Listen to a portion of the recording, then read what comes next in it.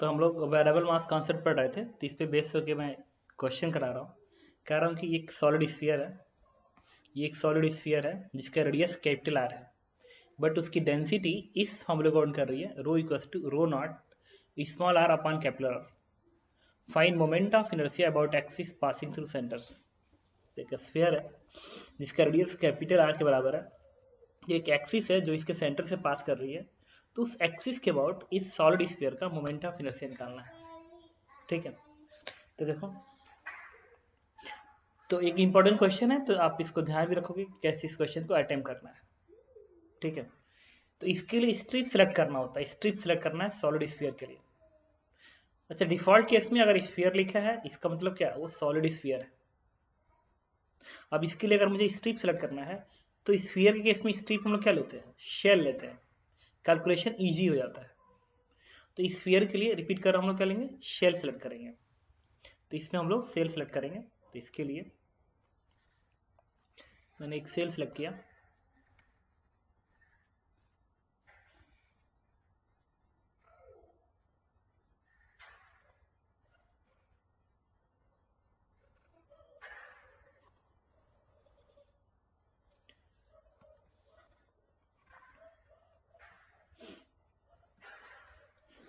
तो small are radius पे जाके मैंने डी आर थिकनेस का एक सेल सेलेक्ट कर लिया। ये डी आर थिकनेस का सेल सेलेक्ट किया, रिपीट कर रहा हूँ, सेल सेलेक्ट किया डी आर थिकनेस का, इसका सेल सेलेक्ट कर लिया। अब देखिए शेल है, तो सेल का इस एक्सिस को अबाउट मोमेंट ऑफ से निकालनी है, लिखनी पड़ेगी तब, क्योंकि इसी को अबाउट निकाल रहे हैं हम लोग। तो सेल है डी आर थिकनेस का, डी आर थिकनेस का सेल है, और इस डी आर थिकनेस सेल का मास क्या मान लोगे, डीएम मान लोगे। तो सेल का मोमेंट में से क्या होता है, 2/3 mr², और m पे क्या लिखेंगे, dm, 2/3 m into small R square, and this is D I, moment of inertia. D R thickness जो सेल है इसकी मोमेंट ऑफ इनर्शिया मैंने क्या लिखा, डी आई लिखा। अरे डी आई से लिख रहा हूँ क्योंकि आई बड़े के लिए होता है, छोटे स्टेप के लिए डी आई, मास बड़े स्टेप के लिए एम मानते हो, तो छोटे स्टेप के लिए डीएम मान लोगे। तो एक शेल है जिसका थिकनेस डी आर बराबर है, मास इसका डीएम के बराबर है, तो moment of inertia is 2/3 DM into R square, लिख लिया। अब इस डीएम को यहाँ पे रखना पड़ेगा आर के टर्म में, इस डीएम को आर के टर्म में रखना पड़ेगा, क्योंकि आर भी तो बदल रहा है, आर भी तो बदल रहा है, देखो दूरी के साथ साथ आर बदल रहा है, मास बदलेगा क्योंकि डेंसिटी चेंज हो रही है। तो इस डी आर थिकनेस का जो मास है ना, mass DM, this DM is nothing but, इस स्ट्रिप का जो मास लिखा था ना, डेंसिटी इंटू इस स्ट्रिप का वॉल्यूम, जो स्ट्रिप का डी आर थिकनेस का जो मास वाला वॉल्यूम वो बता रहा हूँ, अंदर का नहीं, जिसमें मटेरियल है उसका वॉल्यूम बता रहा हूँ। तो वो वॉल्यूम मैंने लिखवाया था तुमसे, और 4πr² इंटू डी आर लिखवाया था। अब इस डीएम को उठा के आप रख दो, इसी क्वेश्चन में रख देते हैं, तो मैंने कहा 2/3 rho 4πr² into D R into R square, और ऊपर की जो डेंसिटी का फंक्शन है उसको उठा के यहाँ पे रख दो, यहाँ पे रख दो। तो जब रखेंगे इसको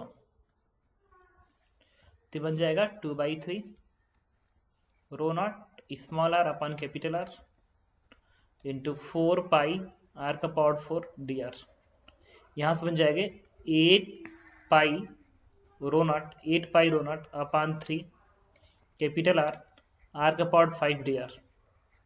नाउ इंटीग्रेशन, तो आइए आएगा। अब आर का लिमिट कहाँ से कहाँ तक वेरी कराएंगे ताकि पूरा पूरा सॉलिड स्फीयर कवर हो जाए।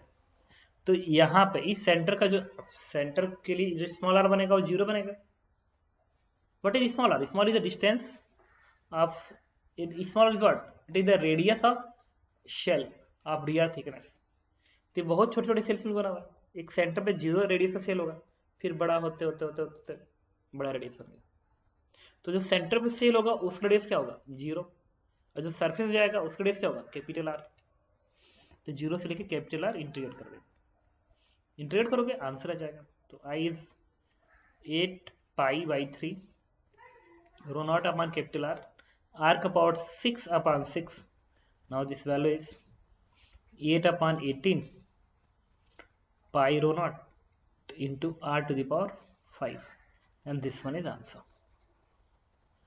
ठीक है, तो ऐसे बहुत सारे क्वेश्चन आते हैं, मेंस में भी एडवांस में भी आ चुके हैं, सॉलिड स्फीयर बेस होके, तो इसको आप ऐसे ही अटेम्प्ट करेंगे। डेंसिटी का फंक्शन बार बार चेंज करता है, कई बार मोमेंट ऑफ इनर्शिया का रेशियो पूछता है, तो कई बार मोमेंट ऑफ इनर्शिया पूछ चुका है, तो इसको अटेम्प्ट करने का तरीका भी एकदम यही है, कुछ भी इससे अलग नहीं है। ठीक है, क्या करेंगे, आर पे जाएंगे, डी आर थिकनेस का स्ट्रिप सेलेक्ट करेंगे, उस स्ट्रिप की मोमेंट ऑफ इनर्शिया लिखेंगे, क्योंकि वो डी आर थिकनेस का स्ट्रिप शेल है, इसलिए मैंने 2/3 एम आर स्क्वायर लिखी, 2/3 लिखी। अगर वो सेल पॉइंट मास होता तो मैं एम आर स्क्वायर लिखता, अगर वो सेल नहीं होता, वो डिस्क होता तो 1/2 लिखता, रिंग होता तो सिंपल 1 लिखता। तुम समझ में क्या बोला ना, अगर शेल है तो उसका मोमेंट इनर्शिया 2/3 लिखेंगे, जो स्ट्रिप है वही मैं लिख रहा हूं। ठीक है, देखो एक कोन है जिसका मास m के बराबर है, रेडियस कैपिटल R के बराबर है। ठीक है, डिफॉल्ट केस में कोन का मतलब होता है solid cone. Find moment of inertia about given axis, इस एक्सिस के अबाउट मोमेंट ऑफ इनर्शिया बताइए। ठीक है, तो जैसा इंट्रोगेशन में यहाँ करूंगा ना, सेंटर ऑफ मास में भी वैसा ही होता है, जैसे वहां होता है वैसे यहाँ होता है, बस फर्क क्या होता है, वहां सेंटर ऑफ मास निकालना होता है और यहाँ पे क्या होता है, मोमेंट ऑफ इनर्शिया निकालना है। चीजें एक ही जैसी होती है। मैंने क्या किया, अभी कोन है ना, सॉलिड कोन है, तो सॉलिड कोन को अगर तुम ऐसे कट मारोगे ना, ऐसे कट मारोगे तो बहुत पतले पतले डिस्क निकलेंगे, बस फर्क क्या होगा, रेडियस अलग अलग होगा, नीचे वाला रेडियस ज्यादा होगा, ऊपर थोड़ा कम, ऊपर और कम, ऊपर और कम, तो बहुत सारे छोटे छोटे डिस्क मिलेंगे जिनका रेडियस धीरे धीरे डिक्रीज करेगा। तो मैंने क्या किया,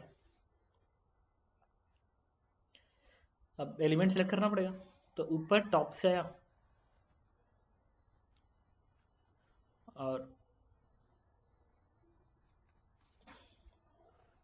एक डिस्क सेलेक्ट कर लिया,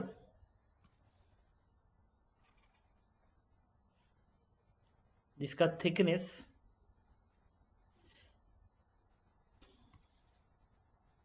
इसका जो थिकनेस है, दिस वन इज dx, इसका थिकनेस dx है, और ये x दूरी पे गया, मतलब टॉप एंड से x दूरी पे जाके मैंने dx के थिकनेस सेलेक्ट कर लिया, रिपीट कर रहा हूँ, टॉप एपेक्स से x दूरी पे गया और dx थिकनेस का एक प्लेट सेलेक्ट किया, प्लेट, और प्लेट एक डिस्क होगा अगर ये सॉलिड कोन है, तो अगर ये हॉलो कोन होता तो क्या होता, एक रिंग होता, ये रिंग होता। ठीक है, तो अब देखो, तो ये जो डिस्क है इसकी मोमेंट ऑफ इनर्शिया लिखेंगे, इसका मास मैंने क्या लिख लिया, dm लिख लिया, इसका मास मैंने dm मान लिया, छोटा सा मास है dm मान लिया, तो इस एक्सिस के अबाउट जो मोमेंट ऑफ इनर्शिया बनेगी, this di is nothing but disc है ना, तो उसके इस एक्सिस के about moment of inertia dm into r²/2, disc है तो r²/2, रिंग होता तो r² लिख सकता। अब इसका रेडियस कितना होगा, मान लिया अपन मन से इसका रेडियस स्मॉल आर है, ये जो डिस्क लिया है उसका रेडियस स्मॉल आर है, तो क्या लिखोगे, dm इंटू r²/2, ये लिखोगे। अब dm लिखना पड़ेगा तो हमारा आंसर आएगा। अच्छा, इसमें डेंसिटी नहीं दिया कि डेंसिटी क्या है, तो अपने मन से यूनिफॉर्म मान लेना। अब dm लिखना है तो dm क्या होगा, dm होगा कि इस सॉलिड कोन का वॉल्यूम डेंसिटी मल्टीप्लाई बाई इस डिस्क का वॉल्यूम, ये जो डिस्क है ना इसका वॉल्यूम, ये जो डिस्क है उसका वॉल्यूम लिखना पड़ेगा। तो वॉल्यूम कितना आएगा, तो देखो क्या, अगर एक डिस्क में ऐसा तुम्हें दे दूं, इस तरीके से दे दूं, जिसका ये रेडियस, ये वाला दूरी स्मॉल आर के बराबर है और इसका ये जो थिकनेस है ये dx के बराबर है, dx के बराबर है, तो जो डिस्क बनेगा इसका जो वॉल्यूम बनेगा, it is dv is nothing but pi r² into dx, ये वॉल्यूम बनेगा। अभी वॉल्यूम क्यों बना, बोलो। तो फिर मैंने क्या किया,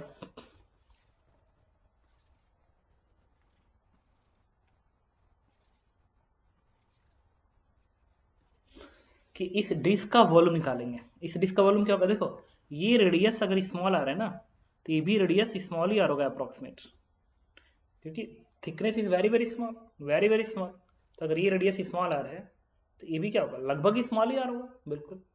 तो इस डिस्क का पूरा सरफेस एरिया क्या आएगा, पाई आर स्क्वायर, लगभग पाई आर स्क्वायर। और इस एरिया में अगर थिकनेस मल्टीप्लाई कर दोगे तो क्या निकल जाएगा, इसका वॉल्यूम निकल जाएगा, वॉल्यूम में मैंने किया pi R square into D X लिख दिया। अब इसको उठा के डीएम बराबर क्या होगा, डेंसिटी इंटू वॉल्यूम, यहाँ पर रख देंगे। तो डेंसिटी इंटू वॉल्यूम क्या है, pi into R square into D X, ये बन गया, ठीक है। लेकिन अब इंटीग्रेशन में ना बहुत सारी दिक्कतें आने वाली अभी हैं फिलहाल, क्योंकि dx भी दिख रहा है और r भी दिख रहा है। तो इस डी बराबर क्या लिखेंगे, dm, देखो डी बराबर क्या लिखेंगे, dm, और dm इधर पे रख दो, ये वाली वैल्यू रख दो। तो अब फिर आर स्क्वायर से मल्टीप्लाई कर दो, आर स्क्वायर मल्टीप्लाई करोगे इसमें तो आर का पावर 4 हो जाएगा। तो क्या हो जाएगा, रो पाई आर का पावर 4 अपान 2 इंटू डी एक्स आएगा। बट इंटीग्रेट अभी नहीं हो पाएगा, इंटीग्रेट इसलिए नहीं हो पाएगा क्योंकि इधर क्या है, dx है, इधर r है, देखो इधर dx है, इधर r है, इंटीग्रेट कैसे होगा। अब r को x के टर्म में लिखना पड़ेगा, r को x के टर्म में लिखना पड़ेगा। तो मैंने क्या किया, इस ट्रायंगल का हेल्प लिया, इस ट्रायंगल का, इस ट्रायंगल का जो एपेक्स के ट्रायंगल में ना, उसका हेल्प लेने की कोशिश की है। तो जब तुम इसका हेल्प लोगे तो ये क्या है, x के बराबर है, ये क्या है, r के बराबर है, और इसको अगर आगे बढ़ा दो ऐसे, ये किसके बराबर, कैपिटल आर के बराबर है, और ये दूरी x के बराबर है। अच्छा, इस कोन का ना हाइट मान लो h के बराबर है, हाइट h के बराबर है।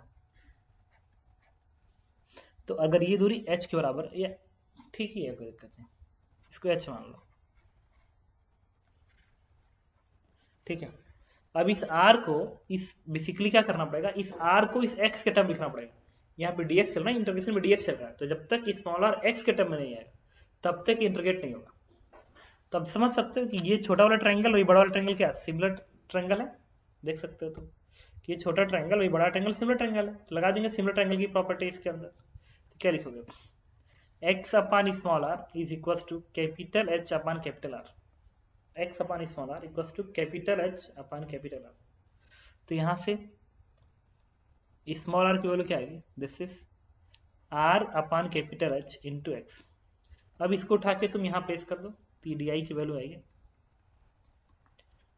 पाई रो अपान 2 इंटू कैपिटल आर का पावर 4 एक्स का पावर 4 अपान एच का पावर 4 इंटू डी एक्स बनेगा, लिख लिया। अब देखो बाकी तो सारे के सारे कांस्टेंट है, पाई रो 2 आर का पावर 4 एच का पावर 4 एक्स का पावर 4 इंटू डी एक्स आ रहा है। अब इसको करोगे इंटीग्रेट, तो इसको ही करोगे इंटीग्रेट ऐसे, लिमिट x की बढ़ानी पड़ेगी, तो x की ऐसी लिमिट लगेगी कि पूरा कोन कवर हो जाए। तो x क्या, इस एपेक्स से दूरी है ना, या कोऑर्डिनेट है, तो इस एंड कोऑर्डिनेट क्या होगा 0, और इस एंड का कोऑर्डिनेट क्या होगा कैपिटल H। तो लिमिट कहाँ से कहाँ तक चलेगी, 0 से लेके कैपिटल H चलेगी। ये पूरा कोन कवर करना है ना, पूरा कोन कवर करना है, तो यहाँ का कोन कवर करना होगा, छोटा वाला कोन। या x is what, x is the coordinate, integration basically coordinate होता है। तो अगर मैं इसको x एक्सिस मान लूं तो इस एंड का कोऑर्डिनेट क्या होगा 0, और इस एंड का कोऑर्डिनेट क्या होगा कैपिटल H। तो लिमिट चलेगा 0 से कैपिटल H, कर दो इंटीग्रेट इसको, तो बनेगा पाई रो बाई 2 h का पावर 4, ठीक है, और ऊपर भी है r का पावर 4, और यहाँ से क्या आएगा x का पावर 4 अपान 5, तो 5 का टर्म नीचे आएगा, और x का पावर 5 बनेगा ना, और लिमिट रखोगे h तो बन जाएगा h का पावर 5। तो बन गया क्या, पाई रो अपान 10 h r का पावर 4 बन गया। ये तो आ गया मोमेंट ऑफ इनर्शिया। बट हमें आंसर h के टर्म में नहीं देना है, हमें आंसर m और r के टर्म में देना है, क्योंकि क्वेश्चन मुझे m और r मेंशन है। तो मैंने अब क्या किया, डेंसिटी का हेल्प लिया, इसके लिए मैंने डेंसिटी का हेल्प लिया। तो डेंसिटी क्या होती है, देखो डेंसिटी होगी टोटल मास इस कोन का टोटल मास डिवाइड बाई इस कोन का टोटल वॉल्यूम, इस डेंसिटी। अब सॉलिड कोन का वॉल्यूम क्या होता है, 1/3 pi R square H, 1/3 pi R square into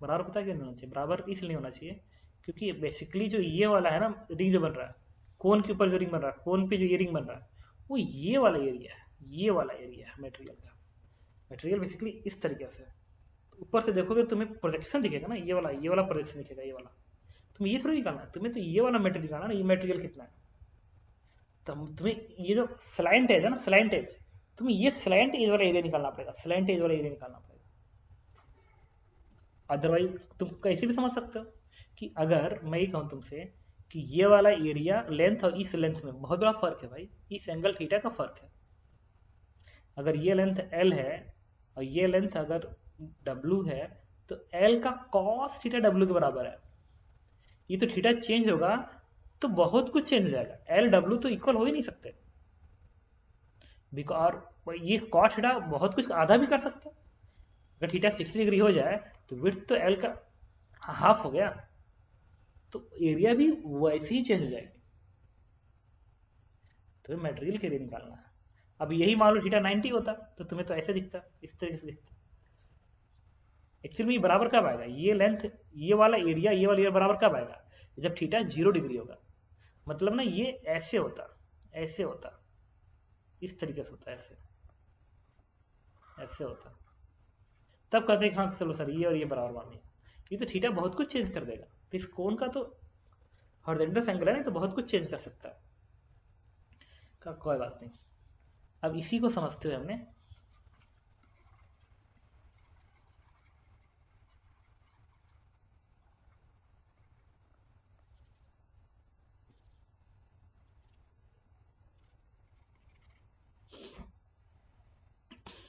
अब बताता हूँ क्या होगा ये।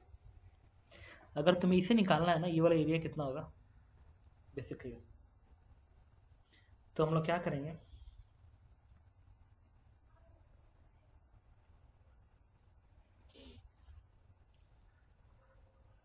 इस लेंथ को बेसिकली, ये जो पेरीमीटर है ना, पेरीमीटर, यहाँ का जो पेरीमीटर आएगा, पेरीमीटर, ये जो पेरीमीटर बनेगा, इस पेरीमीटर में इस लेंथ से मल्टीप्लाई करोगे तो तुम्हें एरिया मिल जाएगा। देखो कैसे, अगर मैं तुमसे कहूँ मान लो ये थिकनेस, ये जो थिकनेस है यहाँ पे तो dx है ना, इसको मैंने अपने मन से मान लिया, सपोज करो ये है dy के बराबर है, ये स्ट्रिप dy है और इसका रेडियस स्मॉल के बराबर है। तो कोई पूछे कि इसका एरिया बताइए, ये वाला मटेरियल का एरिया बताइए, तो जो एरिया डी लिखोगे, this is nothing but 2 pi small r into D Y. ये मैं बता चुका हूँ कि अगर r थिकनेस का रिंग है, r रेडियस का रिंग है जिसका थिकनेस dy है, तो कोई पूछे इस मटेरियल का एरिया बताइए, तो perimeter multiply by thickness is area, perimeter multiply thickness. तो ये 2 पाई r, ये जो है ना 2 पाई r, इस 2 पाई r को, ये जो 2 पाई r है ना उसमें डिवाइस मल्टीप्लाई कर दोगे तो तुमको ये वाला मटेरियल के एरिया मिल जाएगा, एरिया मिल जाएगा। तो सिमिलरली तुम्हें करना ये होगा कि ये जो है ना, इसका रेडियस क्या था, स्मॉल आर था, स्मॉल आर था। तो ये जो मटेरियल है, ये जो मटेरियल है बेसिकली, ये है ना, ये जो मटेरियल था ये, और ये वाला एरिया, ये वाला एरिया इतना आ गया, और ये वाला एंगल मान लो थीटा है, तो इसका जो कंपोनेंट होगा सेक थीटा, हाइपोटेनस है ना बड़ा आएगा। अगर ये एल होता है तो बनता है एल कॉस थीटा, तो अगर ये एल है तो क्या बनेगा, एल सेक थीटा बनेगा। हाइपोटेनस है ना बड़ा हो जाएगा, कॉस का उल्टा हो जाएगा। तो ये जो एरिया बनेगा ना, ये वाला मटेरियल का जो एरिया बनेगा, ये अगर ये डी ए है तो डी ए जो बनेगा, इस डी ए डैश का कुछ और नहीं होगा, सेक थीटा होगा।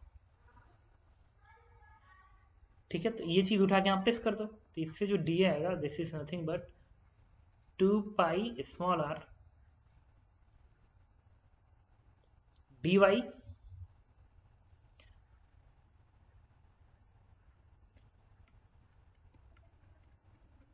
ये डी वाई क्या था हमारा, डी वाई ये था ना, डी वाई ये है, this is D Y into sec theta लिख लिया, ऐसे रहने दो कोई फर्क नहीं पड़ता। अब एक और चीज यार, मतलब ना कुल मिला के मैं इस लेंथ को मल्टीप्लाई कर रहा हूँ किसमें, इस लेंथ को मल्टीप्लाई कर रहा हूँ 2 पाई r में। देखो 2 पाई r में, 2 पाई r में इस लेंथ से मल्टीप्लाई कर रहा हूँ, इस लेंथ से। ये डिवाई सेक थीटा है ना, ये डिवाई था तो ये डिवाई सेक थीटा है। तो अब यही चीज यहाँ पे करना पड़ेगा हमको। अब थोड़ा सा रुको दो, 1 सेकेंड के लिए, अब इसके बाद समझा दूंगा तुरंत। बस वेट करना थोड़ा सा। अब ओरिजिनल क्वेश्चन पे आते हैं, अपने ओरिजिनल क्वेश्चन पे आते हैं। जो ओरिजिनल क्वेश्चन है उसमें ये dx के बराबर है, ये dx बराबर देखना, थिकनेस dx है, मतलब ये dx के बराबर है, ये dx के बराबर है। तो कोई पूछे इस मटेरियल का एरिया क्या होगा, तो फिर 2 पाई आर, मतलब इसका एरिया, ये वाला लेंथ 2 पाई आर, ये वाला लेंथ 2 पाई आर, तो D is nothing but 2 pi R into ये वाला लेंथ, ये वाला कर्व लेंथ, ये लेंथ। तो अगर ये थीटा एंगल है और ये dx है, तो ये क्या बनेगा, dx कोसेक थीटा, एंगल के सामने वाला साइन कहलाता है, एंगल के सामने वाला साइन, तो उसके हाइपोटेनस वाला कोसेक कहलाएगा, उल्टा कहलाएगा, तो बनेगा dx कोसेक थीटा। अब इस डी को उठा के यहाँ प्लेस करोगे तो सिग्मा क्या आएगा, sigma into 2 pi R dx cosec theta बन जाएगा। अब इस डीएम को उठाकर तुम यहां पर रख सकते हो,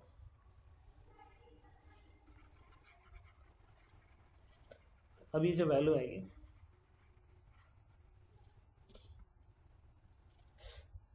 डी आई इज, और ये आर स्क्वायर इस आर से आर क्यू बना देगा, तो क्या बनेगा, sigma into 2 pi R cube cosec theta into dx.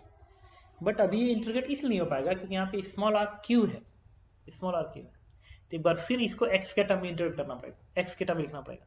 तो ये छोटा वाला ट्रायंगल और बड़ा वाला ट्रायंगल फिर कौन सिमिलर ट्रायंगल है, तो एक्स अपान आर, तो X upon R is equal to capital H upon capital R.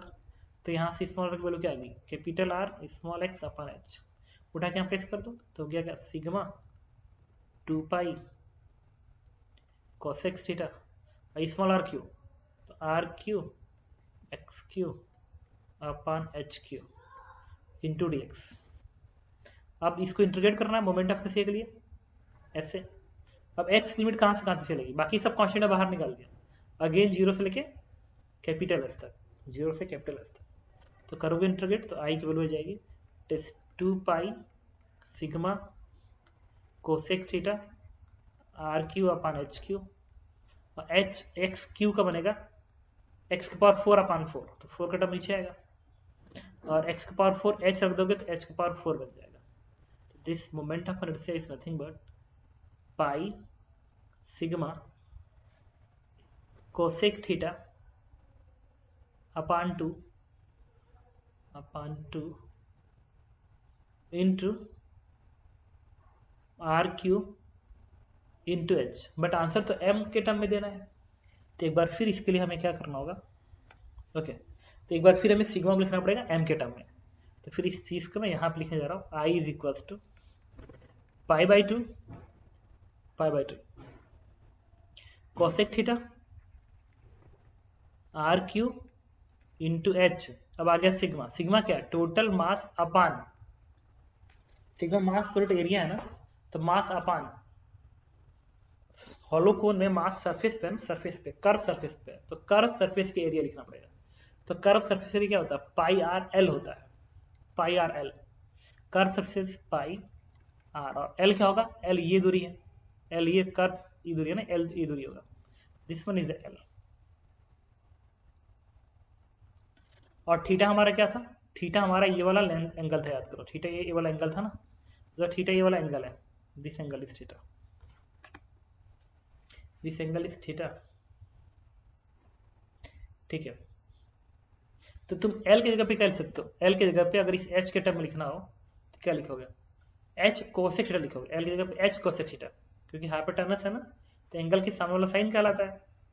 तो अगर ये H है ये थीटा है तो फिर पीछे ये लगे, तो ये बनेगा H कोसेक थीटा, तो H कोसेक थीटा लिख लोगे यहाँ पे, तो कोसेक थीटा कैंसिल आउट हो गया,